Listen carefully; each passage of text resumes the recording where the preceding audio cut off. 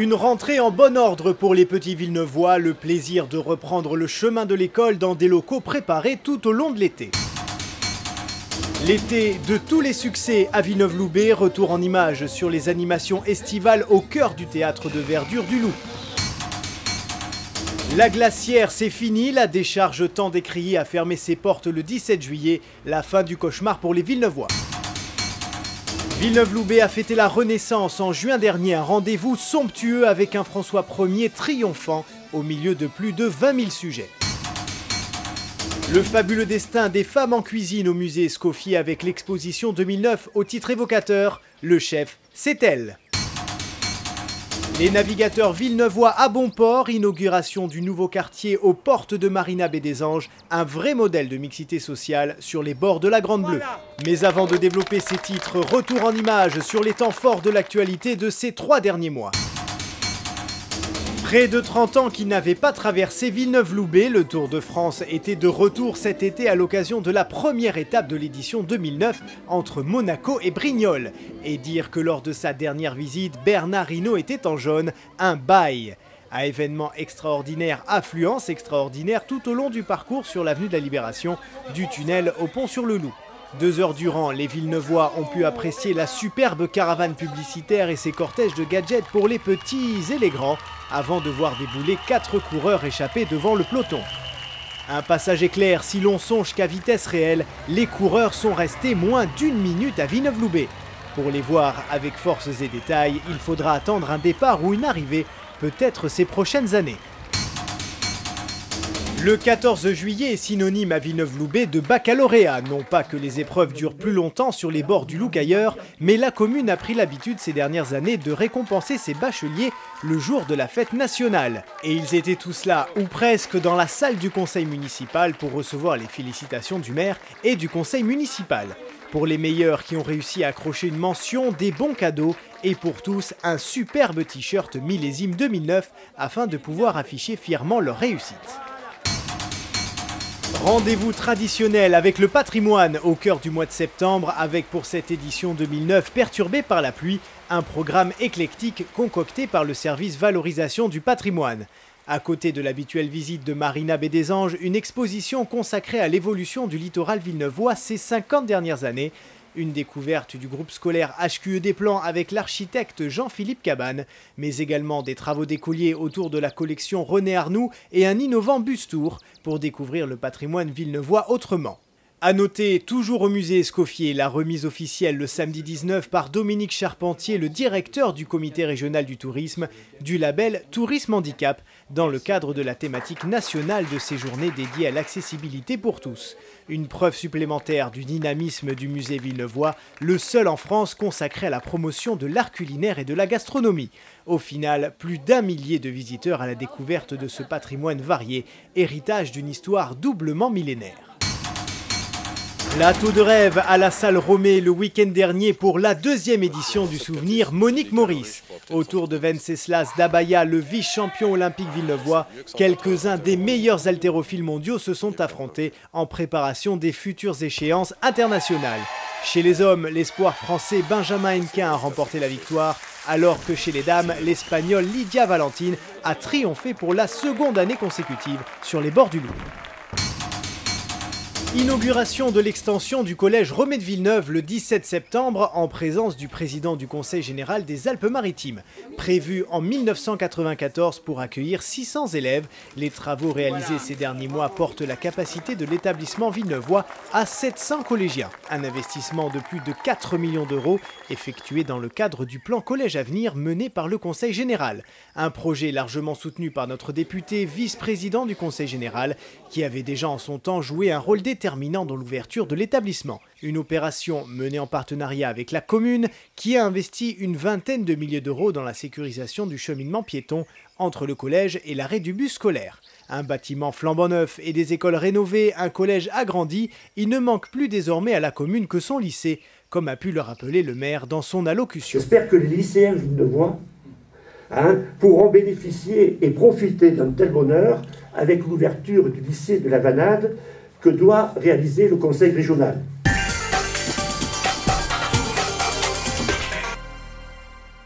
Pendant longtemps, ce ne fut qu'une friche presque abandonnée aux portes de Marina Baie des Anges, comme il en existe tant dans les périphéries de nos villes.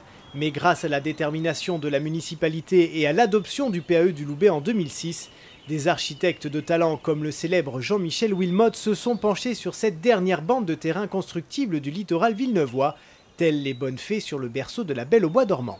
Des projets ambitieux sont peu à peu sortis de terre pour donner vie à un nouveau quartier dédié aux navigateurs. Les noms des rues rendent en effet hommage à de grands noms de la mer, Jacques Cartier, le commandant Cousteau, Anita Conti, dame de la mer. Au-delà de ce clin d'œil maritime, ce nouveau quartier de Villeneuve-Loubet constitue un bel exemple de mixité sociale. Dans son périmètre se côtoient en effet des logements pour actifs, une résidence de tourisme et des logements de plus grand standing. Mais le quartier des navigateurs, c'est aussi de nouvelles voies qui permettront de fluidifier la circulation sur cette partie de la commune, tout en offrant de nouveaux espaces cyclables. Une belle réussite soulignée par le maire le 6 juin dernier. Vous pouvez être fiers d'avoir contribué à la réalisation de ce quartier. Merci à vous toutes et à vous tous. Voilà. Une inauguration riche de surprises avec la participation d'un membre des descendants de Jacques Cartier et de Francine Cousteau, veuve du commandant. Et en bouquet final, le majestueux cortège des dames de la cour de François Ier en ouverture de la semaine Renaissance.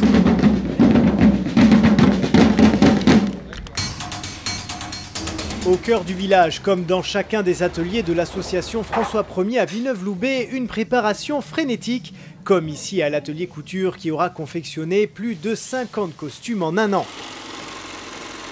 Comme chaque année, en juin, Villeneuve-Loubet renoue avec sa grande histoire, au temps d'Anne de Tende et de son fils Claude, illustre seigneur de Villeneuve et gouverneur de la Provence en 1538, lorsque François Ier fit une halte des plus remarquées sur les bords du Loup, dans le cadre des négociations de la trêve de Nice. Une 4e édition qui aura permis de franchir un nouveau cap avec un formidable succès et plus de 20 000 visiteurs sur les 2 jours de manifestation. Cortège, théâtre et animation ont rythmé le quotidien du village replongé pour l'occasion dans son atmosphère de la Renaissance. Samedi matin, place à la maison civile qui prend la première ses quartiers sur les terres riches et généreuses de Villeneuve et du Loubet. Puis au cœur de l'après-midi, voici le roi François Ier et ses plus fidèles chevaliers accompagnés des hommes d'armes.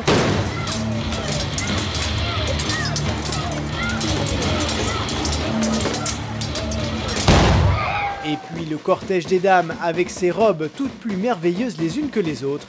Un spectacle formidable avec aux commentaires, en plus de l'habituel Lucien Rousseau, directeur artistique de la manifestation, le chroniqueur historique Frédéric Gersal, particulièrement apprécié des spectateurs, notamment pour ses nombreuses interventions tout au long de la fête.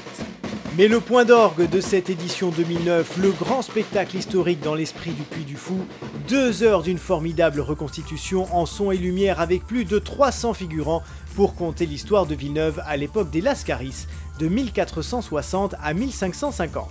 Une première grandiose appelée à monter en puissance au fil des prochaines éditions. Rendez-vous donc les 2 et 3 juin 2011 pour la 5e édition. Une véritable verrue dans le paysage. Le paradis des mouettes, mais l'enfer olfactif et environnemental des Villeneuvois comme des habitants des communes alentours, une injure à la Côte d'Azur. Un nom qui insupportait tout un chacun, la décharge de la Glacière. La décharge de la Glacière, remplie plus que de raison et débordant de toutes parts, a enfin fermé ses portes. Le 17 juillet à 17 h, une fermeture annoncée officiellement par le préfet au cœur du printemps. Fini les odeurs nauséabondes, fini la noria incessante des camions de déchets, c'est le soulagement à Villeneuve-Loubet. Un soulagement fêté comme il se doit au cœur du village, Villeneuve-Loubet en liesse le 17 juillet, et l'occasion pour le maire, entouré d'élus et des principaux acteurs de la lutte contre l'ouverture, puis pour la fermeture, d'un dernier message à la population. Voilà, je crois que c'est le bonheur. On voulait que ce soit une fermeture sur Villeneuve-en-Liesse. Et bien voilà, c'est le bonheur, c'est un bonheur que l'on veut partager ensemble et qu'on va offrir à nos enfants, à nos petits-enfants, et c'est pour eux qu'on a fait tout ça. On l'a fait pour nous, mais on l'a fait pour eux. Et bien, je crois qu'ils pourront apprécier dans le futur l'environnement qu'on met aujourd'hui à leur disposition. Merci à vous toutes et à vous tous.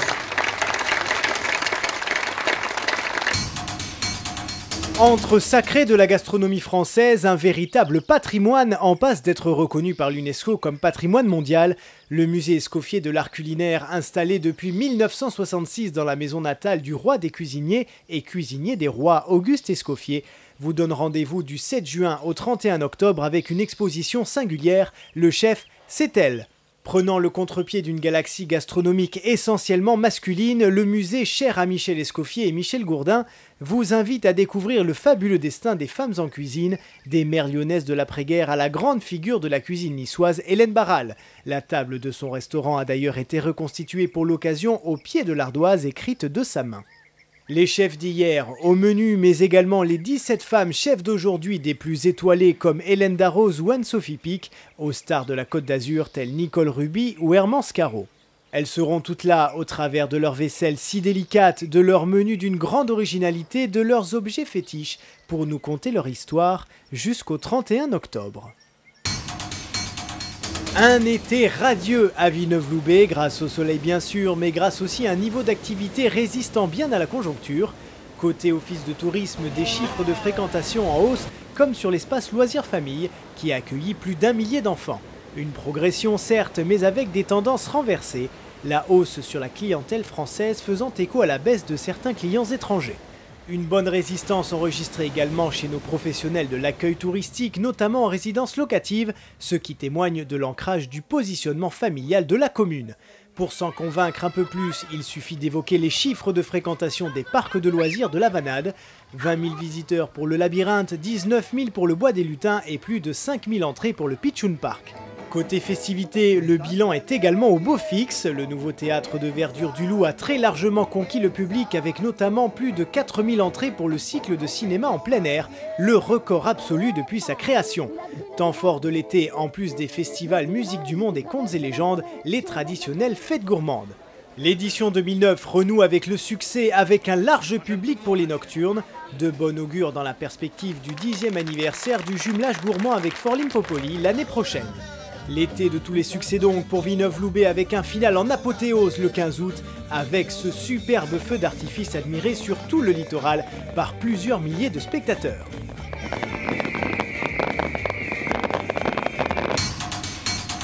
Une rentrée en bon ordre dans les écoles villeneuvoises le 2 septembre. Les petits écoliers ont retrouvé leur classe avec plaisir et enthousiasme pour certains et avec émotion pour d'autres dont c'était la première rentrée. Côté coulisses, tout s'est parfaitement bien passé après un été consacré à l'entretien des différents bâtiments scolaires. Au cœur de la rentrée villeneuvoise, le service des affaires scolaires a tenu son habituel rendez-vous avec les familles villeneuvoises. Le forum organisé au groupe scolaire des Plans aura permis à chacun de prendre les renseignements nécessaires, tout en profitant d'une magnifique journée d'animation avec le soutien du tissu associatif et des services municipaux. Aux petits Villeneuvois maintenant de s'investir au quotidien pour franchir avec succès cette nouvelle étape de leur éducation.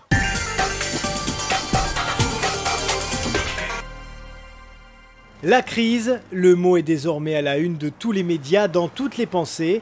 Face à la tempête, la commune a résolument décidé d'agir en soutenant les plus touchés avant tout et en dynamisant l'activité économique. Au final, des investissements soutenus cette année avec 2 grands chantiers lancés. Les travaux de recalibrage du vallon du pied de digue dans le cadre de la lutte contre les inondations et l'aménagement de l'espace de loisirs des Espéresses, une zone de détente qui ne manquera pas de faire date dans le quartier. Par ailleurs, après les travaux réalisés en septembre au quartier des Essarts et la réfection d'une chaussée fortement endommagée, les fonds supplémentaires débloqués dans le cadre du plan de relance et l'aide du Conseil général ont permis de lancer il y a quelques jours les travaux de réhabilitation de l'avenue du Docteur Lefebvre. Un vaste chantier qui permettra parallèlement à la réfection des réseaux de gaz, la reprise du profil de la chaussée et l'amélioration de la sécurité de cette artère importante du quartier des Morettes. Un pas de plus sur le chemin du bien vivre dans ce secteur en pleine mutation.